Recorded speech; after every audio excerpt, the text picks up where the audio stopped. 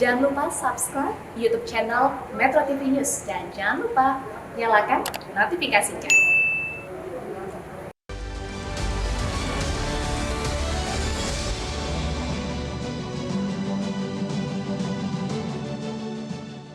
Temu lagi di Hot Room. Pak Beni, Ketua Harian Kompolnas.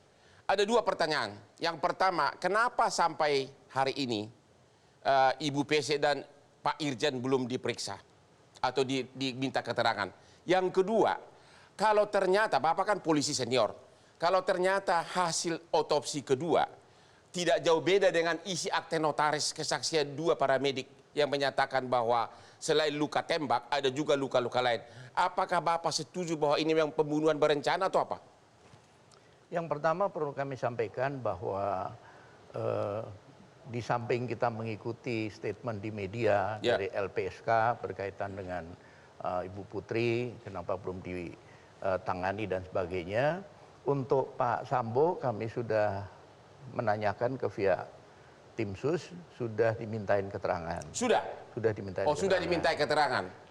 Karena memang kerja-kerja tim sus ini kan tidak kemudian hari-hari harus dilaporkan, hari harus dipublikasikan. Jadi Pak Irjen sudah diminta keterangan? Sudah. Ibu PC? Belum, karena pertimbangan tadi kondisi psikologis. Kondisi, ya. Nah kemudian dalam kaitan dengan hasil otopsi, kita semua membaca di media statement dari Prof. Budi Sampurno. Beliau menjelaskan hal-hal yang menyangkut tentang prosedur SOP dari otopsi, khususnya otopsi ulang. Ketika publik bertanya kenapa otak ditaruh di perut, kemudian kenapa ada bagian yang tidak ada dan sebagian, di situ sudah jelaskan. Artinya begini, menurut saya ketika kita mau membahas sesuatu yang menyangkut kepakaran atau kompetensi tertentu, ini yang bicara harusnya yang punya kompetensi. Nah, di sini tentunya dokter masing-masing yang menangani itu dengan kepakarannya ada prosedur yang harus ditempuh.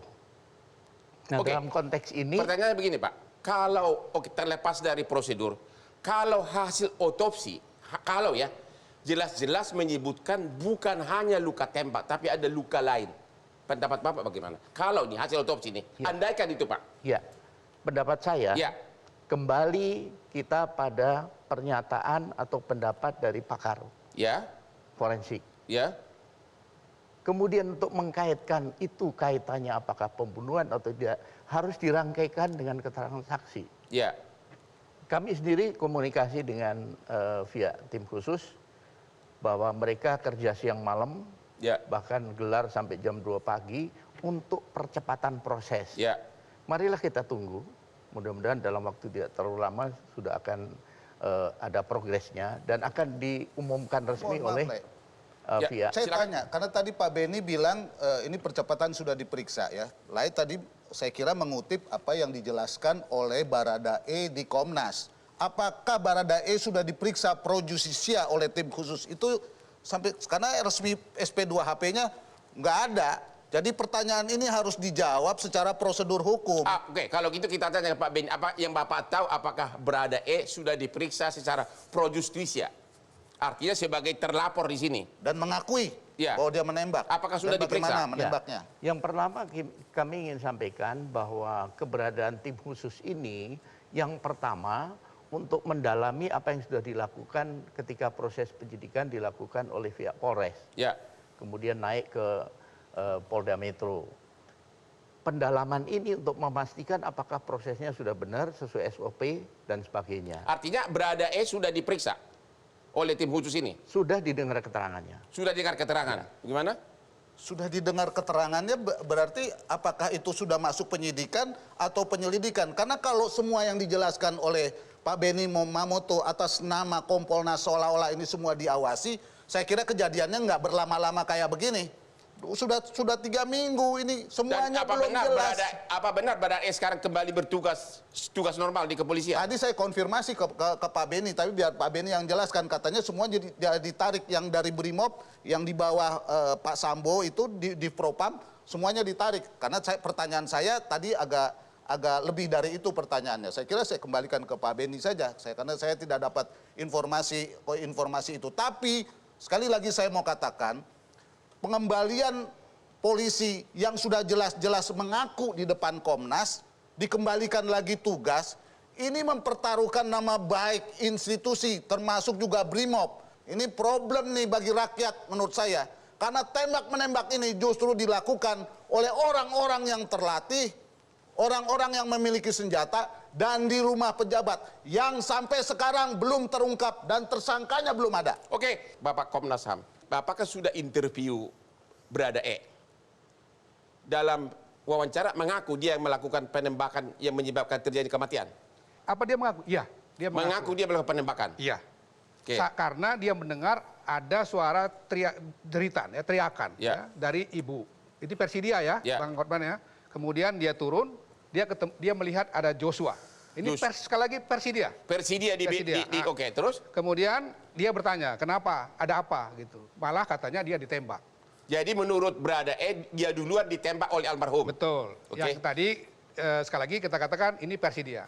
Dia mundur sedikit, mengokang senjata dan kemudian membalas tembakan itu. Terjadilah peristiwa di mana akhirnya... Artinya Brada E tidak pernah melihat ada pelecehan seksual? Tidak pernah. Tidak pernah melihat? Dia hanya mendengar jeritan. Saudara Ricky, satu lagi ajudan, dia di bawah. Ya. Dia juga mendengar suara jeritan. Begitu dia keluar, dia melihat Joshua katanya mengokang senjata. Ya. Kemudian terjadi suara tembak-tembakan, dia sebenarnya tidak tahu siapa. Ya. Sebelum kemudian suara tembakan berhenti, dia keluar dari persembunyiannya, dia melihat ada Barada E dengan jasad Joshua. Itu saja yang terjadi. Ada pertanyaan begini, SOP kepolisian kan kalau ada sesuatu paling dilumpuhkan si pelaku. Ya, ini kenapa langsung tembak-menembak? Ya, ini sekali lagi versi dia bilang ini adalah pilihan sesuai dengan SOP untuk penyelamatan diri dan lain-lain. Itu nanti silahkan diuji lah ya. Baik oleh penyidik, kan tadi Bung Johnson katakan. Wewenang Komnas HAM itu cuma dua, Bang. Pertama, melakukan pengawasan eksternal, kami ada MOU dengan Kapolri. Dan yang kedua, dalam kaitan dengan itu, sesuai dengan Undang-Undang 39 tahun 1999 itu, melakukan penyelidikan dan pemantauan, tapi belum pro justisia. Oke, sebagai ahli bidang yang sudah sering mendalami kasus seperti ini, pendapat pribadi Bapak, ini pendapat pribadi dulu ya, analisa Bapak, ini kasus penembakan murni atau pembunuhan berencana?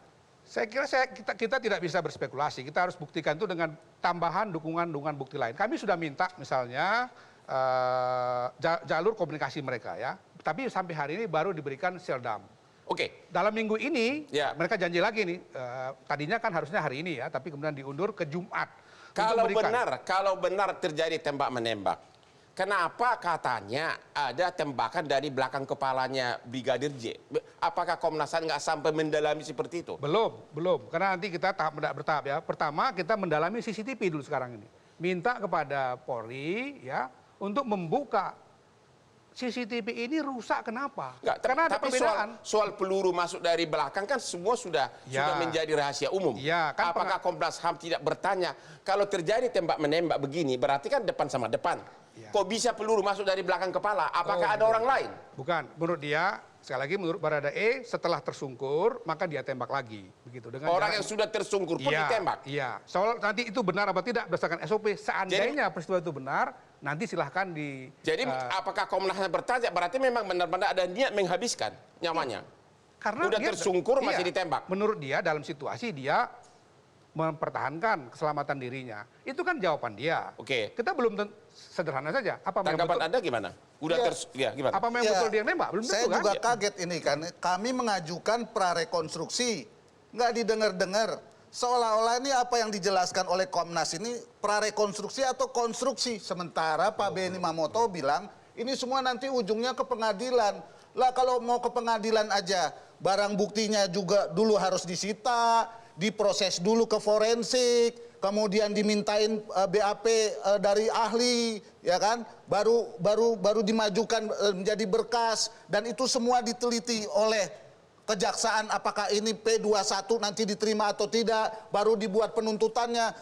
Kami aja minta prarekonstruksi aja nggak didengar. Kok ini sepertinya kayak ada rekonstruksi atau prarekonstruksi, padahal ketua bilang ini belum pro justisia loh di Komnas. Jadi ini bagaimana? Taruhannya adalah Bisa saja bukan seperti yang dikatakan kasus Jessica. Ini bisa peradilan sesat atau efeknya ini bisa jadi dakwaannya lemah, ngaco atau apa segala macam, taruhannya bisa peradilan sesat. Negara ini bukan hanya polisi taruhannya. Penegakan hukum di negara kita ini bagaimana?